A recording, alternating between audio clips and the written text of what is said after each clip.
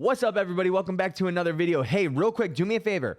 Hit the like button if you do end up liking this video, and subscribe if you are new. I'm trying to get up to 1,000 subscribers, and I'm trying to do it by the end of summer, so we'll see if I can hit that. But anyway, make sure you stay till the end because this video is about to get juicy. Anyway, today we are going to talk about the 3 top fitness industry lies. And to be honest with you, I don't know if it's the 3 top ones. There's so many, but these are the 3 that I have been seeing pushed around a lot. And the inspiration for this video was that I keep seeing people who are, to be honest with you, local to me, health coaches and trainers, pushing this stuff out because they're trying to line their pockets up, right? We talk about big pharma and big food and how they just try to line their pockets. And I agree, but we never talk about the little guys that are trying to line their pockets. And I'll be upfront and honest with you guys. Am I trying to line my pockets? Absolutely. I'm trying to get fucking rich, but I don't want to lie doing it. I'm a man of God. I want to do things the right way, right? So anyway, here are the lies that I want to cover today. Number 1 is that I don't know what I was just doing with my hand right there, but number 1 is that all training must be intentional and progressive to see results. This is like some of the dumbest shit that I keep hearing, and I understand why people are saying it because it is the best way to see results if you are looking to be a bodybuilder or a power lifter or just to induce hypertrophy. But to be honest with you guys, the average Joe walking into a gym just wants to feel good and look good naked. And to be real with you, you don't have to follow a linear periodization type of program or a linearly periodized program rather in order to get results like that. You just don't have to do it. People get sick results from going to places like Orange Theory, from going to CrossFit, from doing Burn Boot Camp, whatever it's called. People get amazing results and look really good doing that type of shit. And a lot of that isn't progressive in nature. Some CrossFit gyms are progressive. Other ones aren't. You know, Orange Theory, they're just looking at heart rate stuff. I digress. You don't have to train like a bodybuilder or a powerlifter in order to see sick results. It's just not true. In my experience, and I've been doing this for like 10 years, my own business. I now own a gym. I do online coaching. I've done online coaching forever. In my experience, what really matters is that people are engaged and that they fall in love with it and that it becomes part of their lifestyle. To get results, the people need to be engaged because when you get them engaged and they enjoy what they're doing, they stick to it long term. And that's ultimately what we are after is long-term results, people sticking to it so that they stay healthy forever and they live till they're fucking 150 years old and they just fall in love with the process, right? The number 2 biggest lie that I am just so honestly surprised that people are still saying this shit. And I understand the sentiment of it, but it like drives me crazy because I feel like most trainers don't even understand why they're saying it, right? And that is you can't lose because you're not eating, or you can't lose weight because you're not eating enough. This is just so not true. And it takes a very, very base level of knowledge to know that it's not true.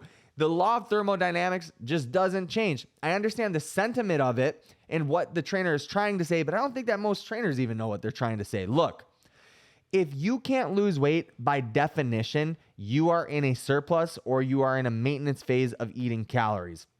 If you're eating too little, you are in a deficit. It's that simple. Now, where it gets tricky, there's a couple caveats here, right? Is that a lot of people might actually only be eating between 1,500 and 1,800 calories, but they are so...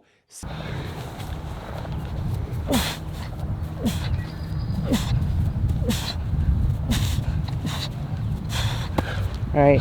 Done. Yeah. You only have 5 seconds. What did you get? 80 yards? 85. 85 yards? Yeah.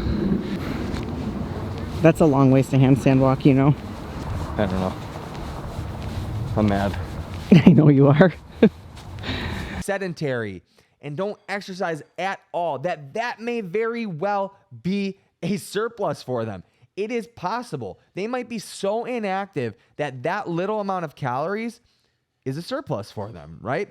The other portion of this is that people are super bad at reporting what they actually eat.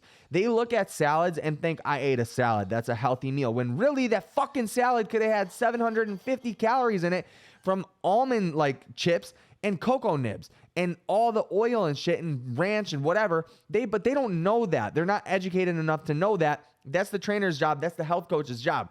Don't lie to people and tell them that you know that they're eating in a deficit and that they're eating less. The other thing is this. Most people associate frequency of eating with how much they are eating. So they say that they're eating little because they're not, because they say that they're eating little because they're infrequently eating in general. Follow me. People who are overweight that say that they don't eat a lot, they're saying that they don't eat often. They're saying they don't eat often. Most times. They're like, what do you eat in a day? Well, I have breakfast and I have little snacks and then I'll eat dinner. The problem with this becomes is that they are still in a surplus because the foods that they do eat are very, very, very high in calories and highly palatable foods, okay? That's where the issue herein lies. And a lot of trainers will just say, yeah, you're not eating enough. We need to get you to eat more. And then what happens is that they start them on tracking macros, tracking calories. They get an idea of what they're eating. They're eating more frequently. They're eating more whole foods sometimes. And then they feel like they're eating so much and suddenly they start losing weight. That's not the same as you're not eating enough so you can't lose weight. That's just dialing it in. Okay? Geez, I just can't believe that that is still a freaking thing.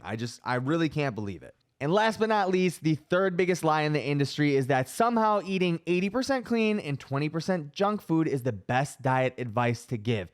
Look, most people lack the self-control to eat junk foods in moderation. That's why they have obesity. That's why they are overweight. And to pretend as though a personal trainer or a health coach can teach you how to get out of that is absurd. Most health coaches are dealing with this type of stuff on their own, and they don't seem like it, but they're obsessed with step counts. They get exercise anxiety, and most of their diets, I'm telling you from experience, from talking to a lot of these people, if they overindulge one night or they know they're going to overindulge the next day, they will structure their diet in a way that it won't mess them up long term. It's the truth. It's what I've seen. People do it all the time. So for example, they'll eat little throughout the day so that they can overindulge at night. And then they will even punish themselves by underindulging the next day by lowering their calories. That is still disordered eating. That's not 80-20. Being obsessed with step counts is not 80-20. That is exercise anxiety. There's something wrong there. I agree. Have a step count as a goal so that you have something to look forward to activity-wise every single day. But the obsession isn't because of that. It's because they want to be burning calories so that they can eat more. That's why they have the obsession. So anyways, I hope you guys did like this video. If you did, please give it a thumbs up. Subscribe if you are new, and we'll see you in the next one. Peace out. Goodbye.